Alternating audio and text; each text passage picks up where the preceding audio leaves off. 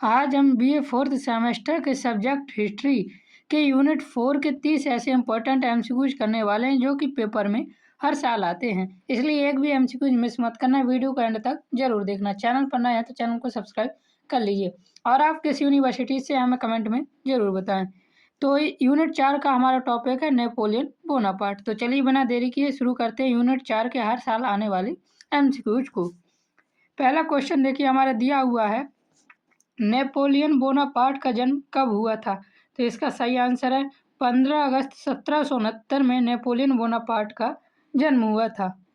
Question number दूसरा दिया हुआ है, नेपोलियन का जन्म कहाँ हुआ था? तो इसका सही आंसर है कोर्सिका में हुआ था। यह एक द्वीप है और तो कोर्सिका के किस शहर में हुआ था? तो याद रखना अजासियो शहर में हुआ था नेपोलियन का जन्म। क्वेश्चन नंबर तीसरा दिया हुआ है, 1799 में नेपोलियन ने किस तख्ता पलट के माध्यम से सत्ता प्राप्त की थी? तो इसका सही आंसर है ब्रूमेर तख्ता पलट के माध्यम से सत्ता प्राप्त की थी। और ये इसकी एग्जैक्ट डेट भी याद रखना 9 और 10 नवंबर को 1799 में इसने क्या कर दिया था, डायरेक्टर के शासन को उखाड़ फेंका और फ्रांस का प्रथम कांसलर बन गया था। क्वेश्चन नंबर चौथा दिया हुआ है, 1804 में नेपोलियन ने स्वयं को क्या घोषित किया? तो इसका सही आंसर है सम्राट घोषित किया था। अपनी को शक्ति को पूरी तरह मजबूत करने के बाद 2 दिसंबर 1804 में नेपोलियन ने खुद को सम्राट घोषित कर दिया था। कब किया था? तो याद रखना 2 दिसंबर को किया था और 1804 में। क्वेश्चन नंबर 5 दिया हुआ है, नेपोलियन कोड कब लागू हुआ? तो इसका सही आंसर हो जाएगा 1804 में लागू हुआ। यह एक नई नागरिक संहिता थी जिसे नेपोलियन कोड के नाम से जाना गया। क्वेश्चन नंबर 6 दिया हुआ है, नेपोलियन कोड का मुख्य उद्देश्य क्या था? तो इसका सही आंसर है कानून की समानता स्थापित करना नेपोलियन कोड का मुख्य उद्देश्य था। बहुत इंपॉर्टेंट क्वेश्चन है, याद रखना इसे। सारे क्वेश्चन ये रिपीटेड है, इसलिए एक भी एमसीक्यूज मिस मत करना। क्वेश्चन नंबर 7 है, नेपोलियन ने फ्रांस में किस बैंक की स्थापना की?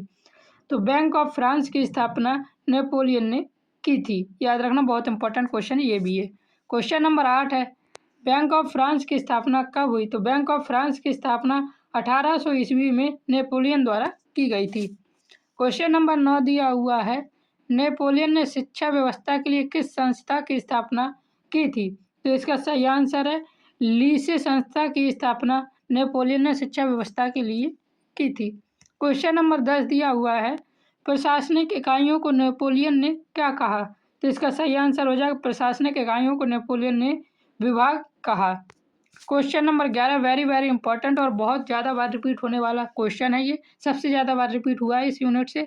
1801 की कॉनकॉर्ड संधि किसके साथ हुई थी? तो इसका सही आंसर है यह संधि पोप के साथ हुई थी। यह संधि नेपोलियन और कैथोलिक चर्च के प्रमुख पोप पायस सप्तम, याद रखना पोप कौन था उस समय? पायस सप्तम था, उसके बीच और नेपोलियन के बीच यह संधि हुई थी। कौन सी संधि? कॉनकॉर्डेट संधि 1801 में। क्वेश्चन नंबर 12 दिया हुआ है, 1801 में जो कॉनकॉर्ड संधि हुई थी उसका उद्देश्य क्या था? तो इसका हमारा सही आंसर हो जाएगा चर्च और राज्य में समझौता। फ्रांसीसी क्रांति के दौरान राज्य और चर्च के बीच जो दरार आ गई थी उसे खत्म करके कैथोलिक चर्च के साथ शांति और समझौता स्थापित करना ही कॉनकॉर्ड का मुख्य उद्देश्य रहा है। क्वेश्चन नंबर 13 दिया हुआ है, नेपोलियन की पद देने की नीति क्या कहलाती थी? तो नेपोलियन की पद देने की नीति मेरिट प्रणाली कहलाती थी। नेपोलियन ने वंश कुलीनता के बजाय योग्यता के आधार पर नौकरियां देने की शुरुआत की थी, इसलिए इसे मेरिट प्रणाली कहा गया है। क्वेश्चन नंबर 14 दिया हुआ है, नेपोलियन सेना में पदोन्नति किस आधार पर देता है? तो इसका सही आंसर क्या है? योग्यता के आधार पर नेपोलियन पदोन्नति देता था। क्वेश्चन नंबर 15 दिया हुआ है, नेपोलियन का प्रशासनिक ढांचा कैसा था? तो नेपोलियन का प्रशासनिक ढांचा केंद्रीकृत था। नेपोलियन ने अत्यधिक केंद्रीकृत प्रशासनिक व्यवस्था बनाई थी जहां सभी महत्वपूर्ण निर्णय पेरिस से लिए जाते थे और शक्तियां सीधे नेपोलियन के हाथ में ही थी। क्वेश्चन नंबर 16 दिया हुआ है, महाद्वीपीय व्यवस्था कब लागू की गई? तो 1806 में महाद्वीपीय व्यवस्था की शुरुआत नेपोलियन ने की थी। क्वेश्चन नंबर 17 है, महाद्वीपीय व्यवस्था की घोषणा किस आदेश से हुई?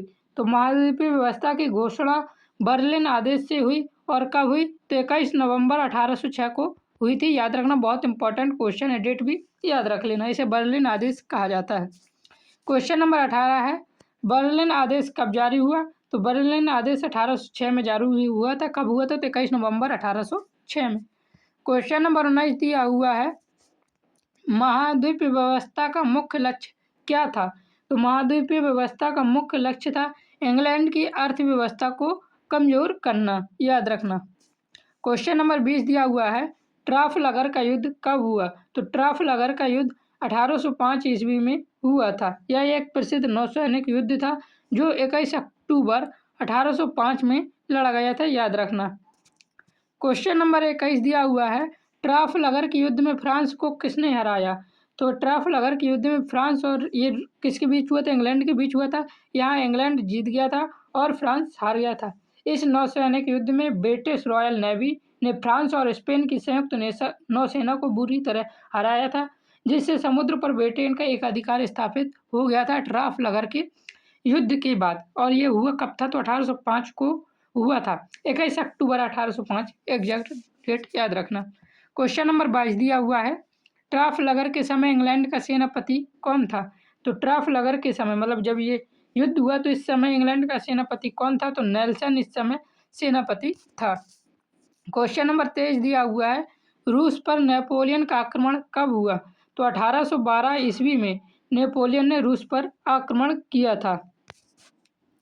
क्वेश्चन नंबर 24 दिया हुआ है, रूस अभियान में नेपोलियन की हार का मुख्य कारण क्या था? तो इसका सही आंसर हो जाएगा कठोर सर्दी। रूसियों की झुलसो दो नीति और रूसी की कठोर सर्दी ने फ्रांसीसी सेना को भोजन और आश्रय के बिना छोड़ दिया, जिससे करोड़ों लाखों फ्रांसीसी सैनिक ठंड और भुखमरी से मारे गए। तो इसका क्या कारण थी फ्रांसीसी क्रांति वो रूस अभियान में नेपोलियन की हार का? तो कठोर सर्दी थी। क्वेश्चन नंबर 25 दिया हुआ है, स्पेन में विद्रोह कब हुआ? तो स्पेन में 1808 में विद्रोह हुआ था। 1808 में स्पेन की जनता ने फ्रांसीसी कब्जे के खिलाफ बड़े पैमाने में विद्रोह किया था, ये याद रखना, 1808 में। क्वेश्चन नंबर 26 दिया हुआ है, स्पेन के युद्ध को कहा जाता है, मतलब स्पेन के युद्ध को किस नाम से जाना जाता है? तो इसे जाना जाता है पेनिनसुला युद्ध के नाम से। स्पेन और पुर्तगाल में नेपोलियन की सेना और स्थानीय छापामारों के बीच लड़े गए लंबे युद्ध को पेनिनसुला युद्ध के नाम से जाना जाता है। क्वेश्चन नंबर 27 दिया हुआ है, वाटरलू का युद्ध कब हुआ?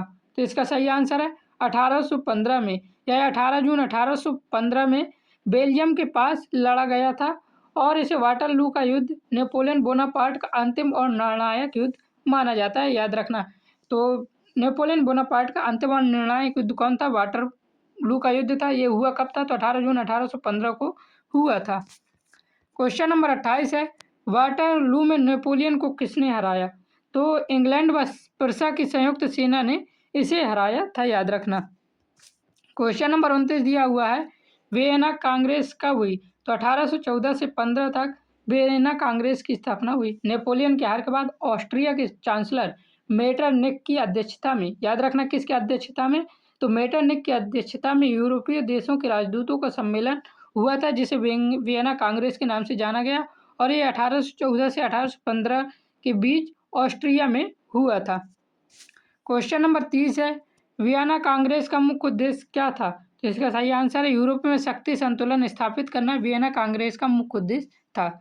इस प्रकार मैंने आपके यूनिट 4 के 30 मोस्ट रिपीटेड एमसीक्यूज करवा दी, जो कि पेपर में बार बार पूछे गए हैं। चैनल पर नए हैं तो सब्सक्राइब जरूर करना, और यूनिट्स की वीडियो भी आपको लिंक डिस्क्रिप्शन पर है, वहाँ से जाकर जरूर देखें। जय हिंद, जय भारत, राधे राधे।